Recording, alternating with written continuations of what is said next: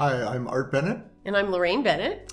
And we're going to talk to you about the temperaments and communication. And today's topic is communicating when there's challenges.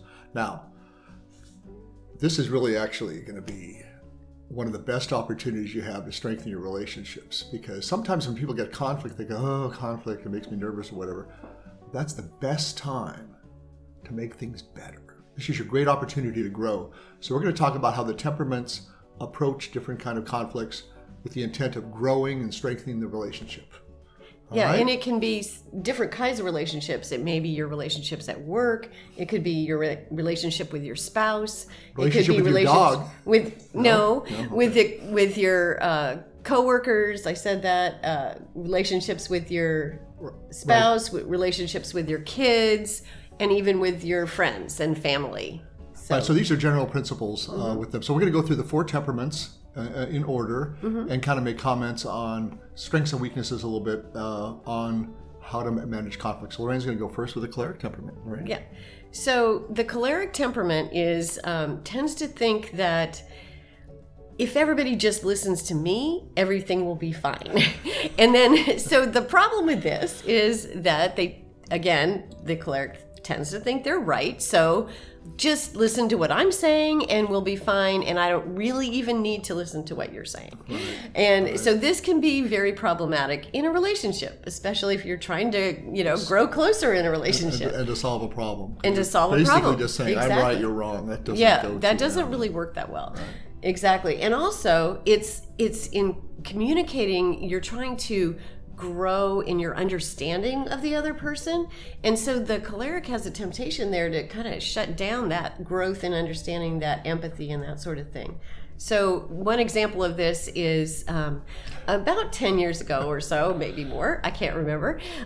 So Art came home from he had been gone, at work or something, and he came back home and he was all excited. And he goes, I have an incredible idea of something I really, really want to do. And I go, oh, what is that? And he goes, well, I just want to get, those things where you go off in a helicopter and you get dropped down on top of a mountain, maybe in the middle of Wyoming or something. Middle of nowhere. And then you have to kind of find your way back, navigating only using the stars, no other stars instrument. And a compass, that's it. That's it. And I said, being the choleric that I am and also the sweet wife that I am, I said, that is the craziest idea you have ever had. That beats all of the crazy ideas that you have had. Now, what's wrong with that kind of communication? Yes, in fact, I was right. Yeah. I was right. It was crazy, but the thing is, that's not the point of communication. So that effectively shut down all further discussion on that topic, right? So right. I never did find out why he wanted to do that. To this day, I don't know where that came from. So that's right. So what was lost in there was, wow, why are you saying that? What kind of dreams do you have? What are you looking for in life? That piece was lost. Yeah, why is this important with immediate to you? And probably inevitable shutdown. So that's an example of lack of empathy, lack of listening, and I think the choleric really needs to work on, and it's very hard, but they need to work on listening and empathy and trying to just put yourself in the other person's shoes a little bit instead of always just assuming that I'm the right person. Do you remember that day? Yeah. Mm-hmm. So what's lost there too is the opportunity. So you get distracted by the crazy idea, which, and she knows me, that is unlikely to happen. It hasn't happened. But what was lost was the opportunity to really explore dreams and vision. What do you want? And what's behind that idea? Right. There's so much to talk about actually. Right. So what about the next temperament, the phlegmatic? Let me give you the phlegmatic. Yeah, the phlegmatic is kind of opposite of the choleric. Where the choleric comes in the room, wants to kind of make things happen, wants to have an impact right away, wants to make an impression. The phlegmatic comes into a situation more generally just wanting to fit in, I don't want to cause too much trouble, I just want to kind of keep things progressing at a nice, even keel without too much trouble. I like to, I'm a phlegmatic. I like to go with the flow. Also team players. Yeah. So anyhow, the temptation for the phlegmatic is if there's a conflict or disagreement is just to ignore it. and just hope it goes away. Now, let's be honest. Sometimes that is prudent. Yeah. You don't have to address every issue, just let it go away. But let's say it doesn't go away. Let's say something it's kind of to bother you, it bothers you more. And then the phlegmatic has a challenge, all the temperaments, but the phlegmatic will be tempted to do one of two things. Either continue ignoring it. Right.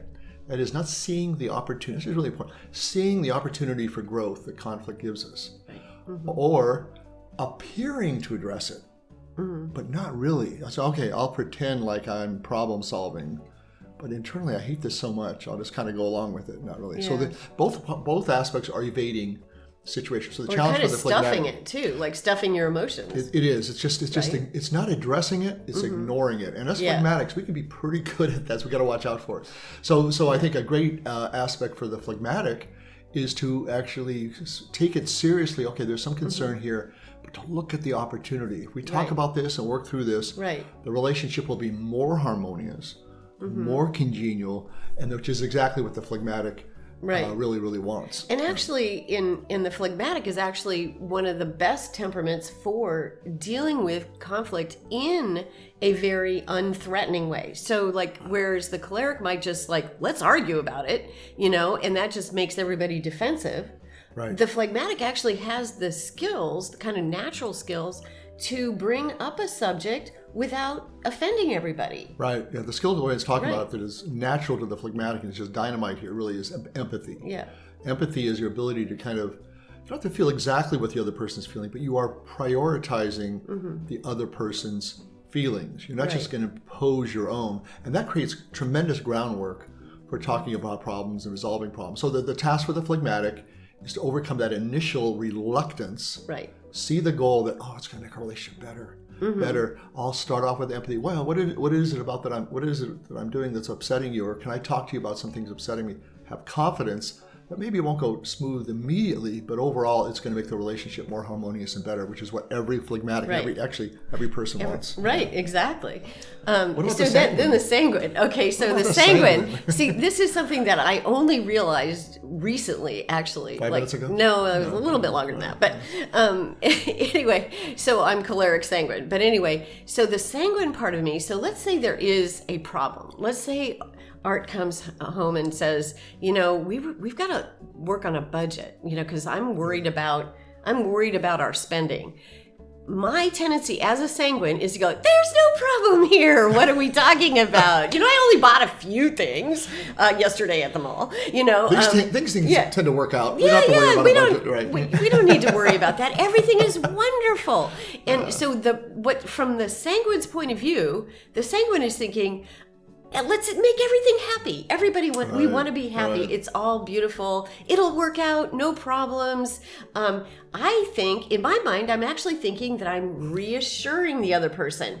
And here's the real mistake is that it doesn't have that effect. It actually makes the other person dig in more and say, no, there really is a problem here, because the sanguine is like denying the problem. Right. It's saying it's going to be wonderful. Right. You're thinking the sanguine is putting the smiley face over it. But it's not a smiley face situation. So rather than be reassured by that, you're going, oh my gosh, he or she's evading it. Yeah. I mean, they're not it's even worse. It's not even on their radar. It's even worse than I thought. Yeah. Well, I think that's exactly right.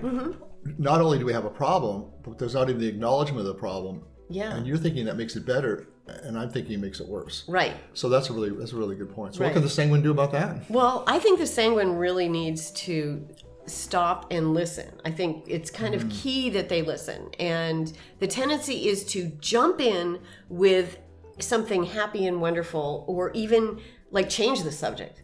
Instead of just saying, I only bought a few things. I'm not going to buy any more, or they'll change the subject. Let's go out to dinner, that's going to make it better, let's spend more money. They're changing the subject, they're not addressing the issue. Yeah, so either way, they're not addressing, and they're also not listening.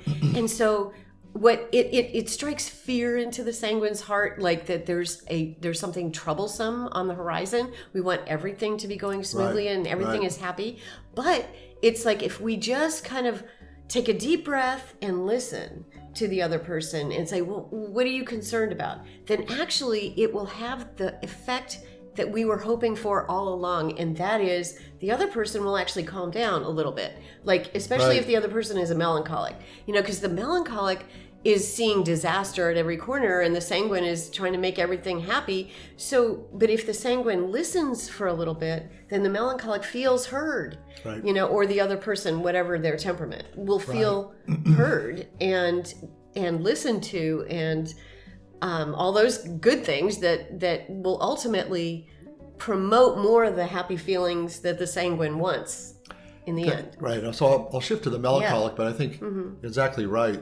I think what to do with reframe, to use kind of a clinical term, is to see problems and conflict as your best opportunity for growth. And you really kind of want to spend some time with it, not just react temperamentally, but try to react in a way that's going to make it more productive. So I think you make a good point. And then also then the sanguine's natural optimism can start to come out there.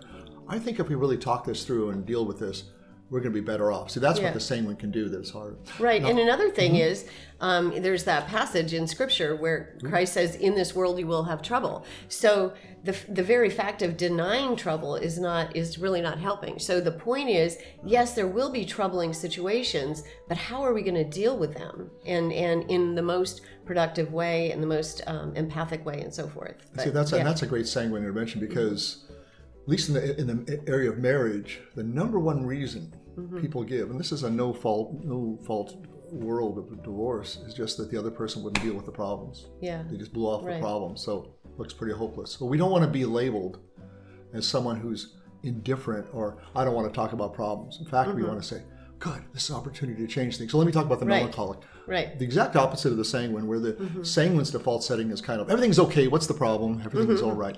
The melancholic, particularly under stress, can have an attitude of, oh boy, this is trouble.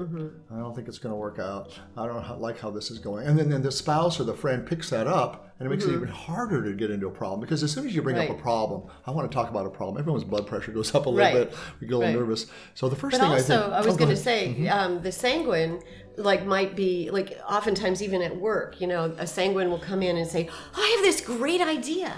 And the melancholic will be like, no.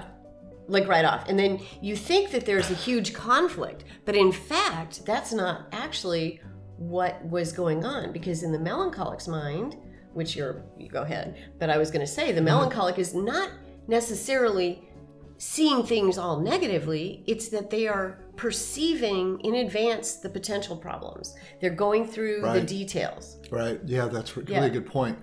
The melancholics love the details. I would say the sanguine likes the big picture. Everything's okay, right? The melancholic gets to happiness, gets to peace, gets to assurance by going through the details. Yeah. So if you skip the details, right away the melancholic's a little bit off base or concerned. They want to measure everything 2 or 3 times before we we talk about it. So one of the things we suggest in talking to a melancholic, and I'm a phlegmatic melancholic, is show attention to details. Allow the details to come on. Now, what the melancholic has to watch out for is they're not going to go through an endless stream of details. You always interrupt me, or you never do a budget with me, or you never say goodbye. And so the melancholic has to kind of focus on, okay, what's the issue right now? What's the issue before us right now? First of all, that fits in with their temperament. We're talking about a specific thing, overcomes that negative tendency to see it as an endless stream of hopelessness. But the other thing about the melancholic that kind of access is they love quality, and you want high quality relationships. And like Lorraine said, the Gospel of John, there's going to be trouble. And that's true, by the way. Just want to highlight that in any relationship there will be rough goings. Why? Because the world is all messed up? No, so we can continue to grow. We're really on a goal of continual growth. So for the melancholic, it's to look downstream at the big picture, not to get immediately upset by the fact that someone's bringing up a problem, not to generalize it, but to take a look at it very carefully. Use that acute skill as the melancholic has, of attention to detail, and say, oh, okay, so the problem is I don't say goodbye to you before I leave, and that really bothers you, or I do the dishes, but I don't put them away, or so I can change that. So make it real, something achievable, and that builds confidence for everybody.